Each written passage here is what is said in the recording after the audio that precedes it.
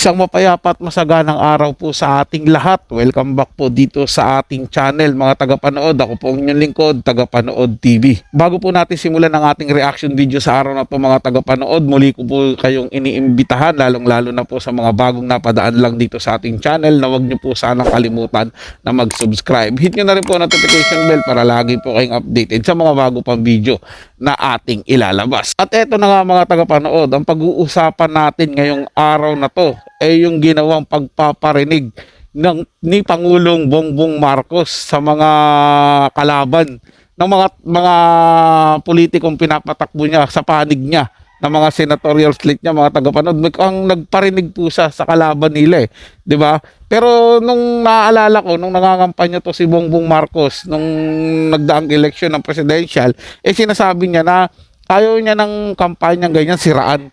Pero bakit ngayon, ito yung ginagawa niya. Bumalik siya dun sa era na sisiraan yung mga kapwa nila kandidato para makuha nilang simpatsya ng taong bayan. Which is, sabi niya noon, hindi niya po gagawin yun. Pero ngayon, ginawa niya. At talagang kita natin mga tagapanood na ano rin to, hunyango. Baliktaran din pala to si PBBM mga tagapanood. At isama na rin natin yung balita na si VP Sara Duterte tuluyan ng sinampahan ng kaso ng NBI. Yung kasong isinampa nila, yung inciting of sedition at grave threat. Ito yung kaugnayan sa sinabi ni VP Sara noon na kapag nawala siya o mayroon nag-gurgur sa kanya, isunod din sila Harry Romualdez, Pangulong Marcos at si First Lady Lisa Marcos. Yun yung sinabi niya mga tagapanood, di ba? Kasi nga mayroong nagtatangka talaga sa buhay ni Vice Presidente Sara Duterte. Kaya naman wag na natin patagalin to mga tagapanood. Simulan na po natin ang ating reaction video sa araw na to mga tagapanood. Let's do this! Ibinida ni Pangulong Marcos ang integridad ng mga kandidato ng administrasyon. Bukod po dyan, tignan nyo po ang record ng ating mga kandidato. Wala sa kanila ang may bahid ng dugo dahil sa tukhang. Wala sa kanilang kasabwat sa pagbulsa ng sako-sakong pera, pinagsamantalaan ang krisis ng pandemya, pinabayaan ang ating mga kababayan na magkasakit at mamatay. Wala sa kanila ang mga pumapalakpak sa China at natutuwa pa kapag tayo ay binobomba ng tubig. Tinatamaan ang ating mga Coast Guard. Nagpasaring naman ang Pangulo sa ibang mga kalabang kandidato. Nagtataka nga ako, parang yung mga iba na naging kandidato nag-deliver lang yata ng suka, nabigyan na ng certificate of candidacy. Dahil wala ang ikukumpara sa ating mga kandidato. Matapos ang Grand Proclamation Rally sa Lawag, magsisimula ng mag-ikot ang koalisyon sa iba't ibang lugar sa bansa.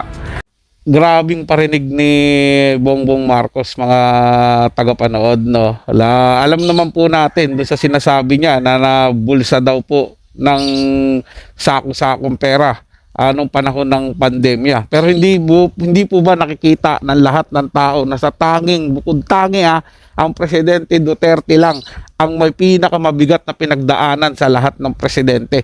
Dahil sa kanya natapat yung pandemic tapos may bagyo pa. Pero nagawa ng paraan yun lahat ni Tatay Duterte at hindi lumaki yung utang ng Pilipinas mga tagapanood. Oo, nangutang tayo. Pero nanguna ang presidente dyan para magawa ng paraan. Diba? Tapos naitaas pa nga yung sahod ng kapulisan at mga guro natin . Diba? Nasolusyonan niya rin yung ibang pagbaha. Diba? Naiwasan din po mga tagapanood kasi nagagalit si Pangulong Duterte noon na kapag hindi nyo inayos yung trabaho nyo, tatanggalin ko kayo dyan sa pwesto. Kaya maayos po lahat ng trabaho. Si Pangulong Marcos ngayon, diba? Ano ba ginawa niya? Ano bang tatatak sa'yo na proyekto niya? Wala naman, diba? Kasi yung mga proyekto na ginagawa niya ngayon, yan po yung pinagpatuloy niya doon kay Pangulong Duterte na ngayon itinigil niya katulad yung build program na yan. Yung mga railways na yan, hindi po binigyan ng budget ngayon yan ng Pangulong Bongbong Marcos. Kasi nga, tatak ng Duterte yan mga tagapanood. At pag natapos yan, nagawa yan, isa lang ang maaalala ng taong bayan, kundi ang Pangulong Duterte. Isipin nyo na lang po mga tagapanood na kung ang pandemic nangyari sa panahon ni PBBM, ilan po kayang mga Pilipino ang mamamatay? dahil walang pondo.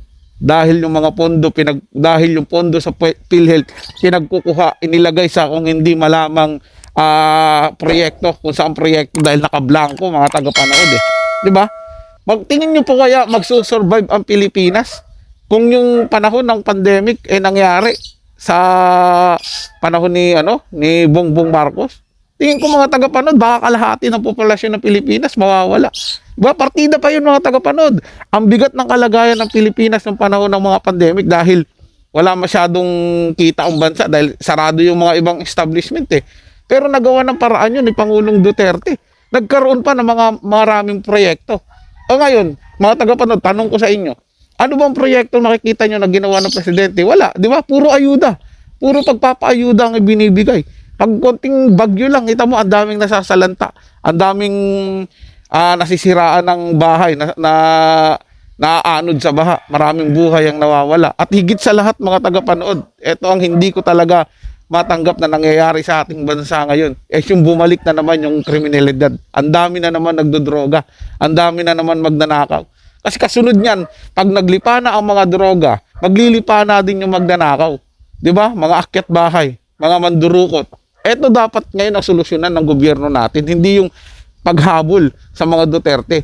Mas bibilib pa kami sa mga Pilipino dito sa administrasyon ni Marcos kung magagawa niya ng solusyon itong nangyayaring kriminalidad dito sa ating bansa. Dahil ngayon, marami ng mga batang dinudukot na hindi malaman dahilan kung saan dinadala. Pero wala silang ginagawang aksyon dyan. Sa halip na problema ng bansa ang atupagin nila, yung paghahabol pa sa mga Duterte na hindi ko po malaman, hindi ko po maintindihan mga tagapanood kung ano ang mapapala nila sa paghahabol sa ginawa ni Tatay Duterte at ngayon kay VP Sara Duterte, mga tagapanood. At eto na nga, hindi sila nakontento doon mga tagapanood sa impeachment nila.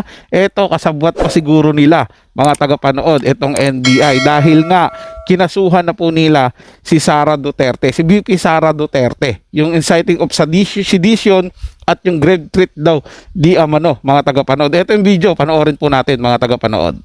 Isimiti na nga kaninang umaga ng National Bureau of Investigation sa Department of Justice ang reklamo laban nga kay Vice President Sara Duterte. Ayon kay NBI Director Jaime Santiago, nakapagdesisyon na sila kasama ang 5 abogado ng NBI na sampahan ng inciting to sedition at grave threat si VP Sara. At dahil nasa DOJ na ang naturang reklamo, titimbangin naman ang kagawaran kung sufficient ang kanilang nakalap na ebidensya. Ayon pa nga kay Director Santiago, yung Zoom meeting na kung saan nangyari yung pagbabanta ni VP Sara kina Pangulong Ferdinand Marcos Jr., First Lady Lisa Marcos at House Speaker Martin Romualdez ang kanilang ginamit bilang ebidensya.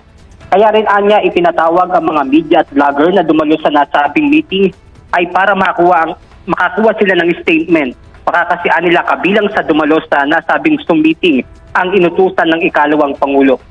Pagtitiyak naman ng NBI na nais nilang mapanatili ang pagiging patas, apolitical at walang pinapanigan at wala rin anilang nag-uutos sa kanila.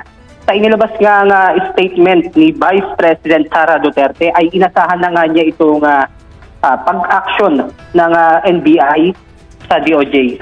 So yun mga tagapanood, narinig nyo naman po ang sinabi ng NBI Director na si Jaime Santiago. Ipinasa na daw po nila sa DOJ o tinuluyan na nilang sinampahan ng kaso si VP Sara. Yung grave threat, inciting to sedition at grave threat daw di umano mga tagapanood. Ito yung sa Zoom meeting nila na sinabi ni VP Sara na kapag nawala siya ay isunod din si Bongbong Marcos, si Romualdez at si Lisa Araneta Marcos na asawa po ni PBBM mga tagapanood. Kaya naman sinabi ni VP Sara yun kasi totoong merong nagtatangka sa buhay niya. Pinakita niya naman yung laslas sa liig niya mga tagapanood, di ba?